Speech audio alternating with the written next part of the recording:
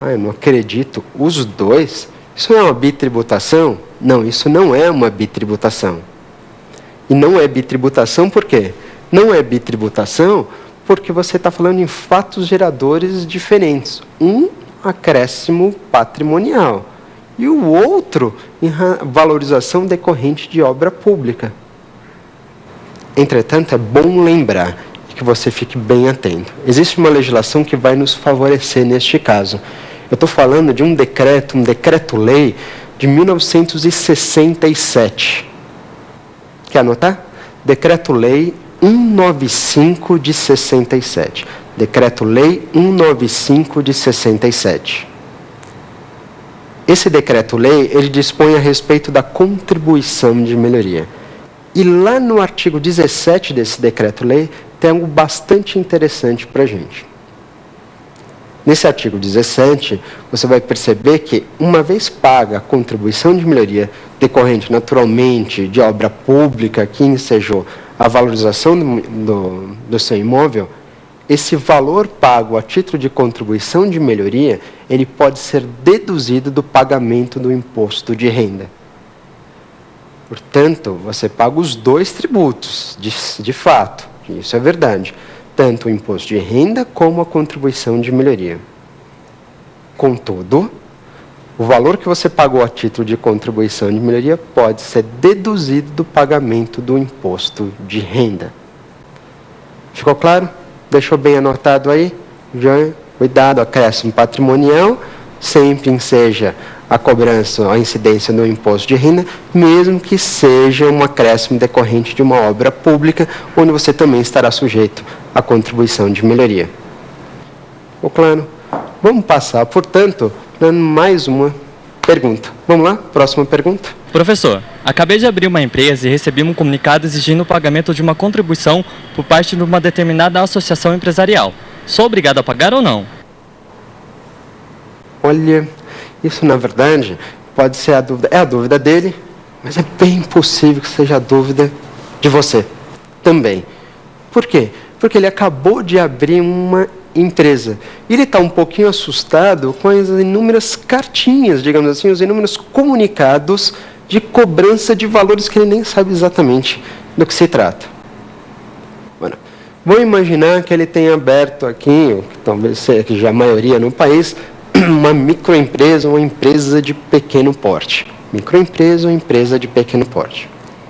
A partir do momento que ele faz isso, ele está sujeito a um pagamento de uma série de tributos, de fato, taxas, inclusive, dependendo do seu município, você deve pagar uma taxa de fiscalização de estabelecimento, pela licença de funcionamento, mas ele está preocupado com contribuições exigidas por associações empresariais. Será que essas várias, e às vezes quase que intermináveis associações, que têm acesso ao registro da sua empresa e que, portanto, enviam cobranças para você, quando você recebe essa cobrança, você tem obrigação em pagar? Olha, neste caso, você tem que se preocupar muito com um dispositivo da Constituição Federal, né, e verificar que ele está a seu lado. Eu estou falando do artigo 8º, inciso 4º da Constituição Federal. Artigo 8º, inciso 4º da Constituição Federal. Ele vai nos favorecer sem dúvida nenhuma. De acordo com esse dispositivo, nós temos, na verdade, dois tipos de contribuições. O artigo 8º, ele fala, num primeiro momento, sobre uma contribuição confederativa sindical. Contribuição confederativa sindical? Que contribuição é essa? Será que essa contribuição, que tem esse nome, contribuição, representa de fato uma espécie tributária? É um tributo? E se é um tributo, você diria, será que então essa cobrança, essa exigência, ela é obrigatória? Eu tenho que pagar? Ela é compulsória? Não. A contribuição confederativa sindical, prevista na primeira parte do inciso 4º do artigo 8º da Constituição Federal, ela representa uma exigência sem dúvida, mas que ela é facultativa. Não é obrigatória, portanto. O que está descrito no inciso 4º, na primeira parte, informa que se você fizer parte de de um segmento profissional, de um determinado segmento econômico, se você for integrante de um determinado sindicato, de uma determinada associação, aí sim você tem que pagar por essa contribuição, que, por outro lado, não tem natureza tributária. Portanto, você percebeu, para você ser obrigado a pagar uma determinada contribuição, que na cartinha que você recebeu provavelmente está sob essa denominação, contribuição, é necessário e imprescindível que você seja sindicalizado, que você seja integrante dessa associação, deste sindicato.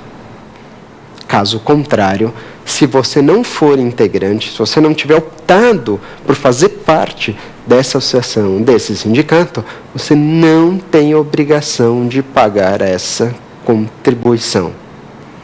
É muito comum você receber, então, cartinhas exigindo uma contribuição para uma associação. Às vezes é associação municipal, às vezes a associação é federal, às vezes a associação é estadual. Você fica, na verdade, apavorado com tantas exigências. Mas não precisa ficar assim.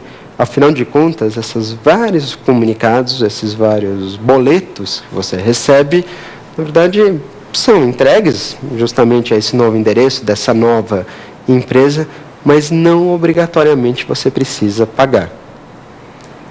Você só é obrigado a pagar no que é tributo, porque tributo é compulsório. Essas contribuições exigidas que eu acabei de relatar não têm natureza tributária. Se uma associação, se um sindicato exigir isso de você, você vai lembrar o sindicato ou a associação que você tem uma garantia constitucional, que é justamente a sua liberdade de associação. Você pode se associar, você pode se sindicalizar.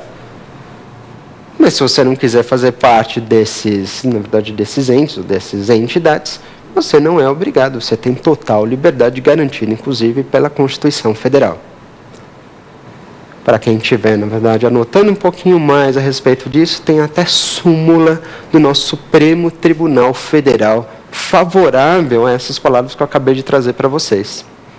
Eu estou falando da súmula 666, súmula 666 do Supremo Tribunal Federal, que, na verdade, vai simplesmente ratificar todas as palavras que eu trouxe para vocês.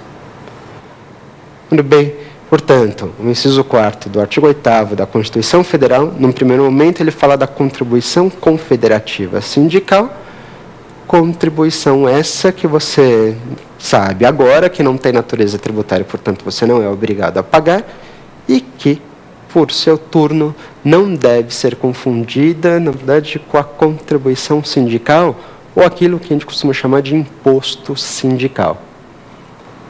Imposto sindical é uma outra exigência que aí sim tem natureza tributária a partir do momento que você faz parte de um sindicato, está previsto inclusive na consolidação das leis trabalhistas. Na CLT você tem o chamado imposto sindical, esse tem natureza tributária, mas que não se confunde de maneira nenhuma com a contribuição confederativa sindical ou com qualquer outra contribuição dessas que você recebeu, ou dessas exigências que você recebeu quando você acabou de abrir uma microempresa, uma empresa de pequeno porte. Ficou claro, portanto? Mesmo, vale a pena, de certa forma, mesmo assim, se ficar com alguma dúvida, você consultar um advogado, de repente consultar seu próprio contador, que ele pode te orientar da melhor maneira. Vamos partir, então, para mais uma questão aqui, resolver mais uma dúvida. Professor, qual a diferença entre contribuições sociais específicas e genéricas? Contribuições sociais específicas e contribuições sociais genéricas. Que tipo de contribuição é essa que ele perguntou? E que provavelmente você já ouviu falar a respeito de contribuições sociais específicas e contribuições sociais genéricas. Na verdade, nós temos todas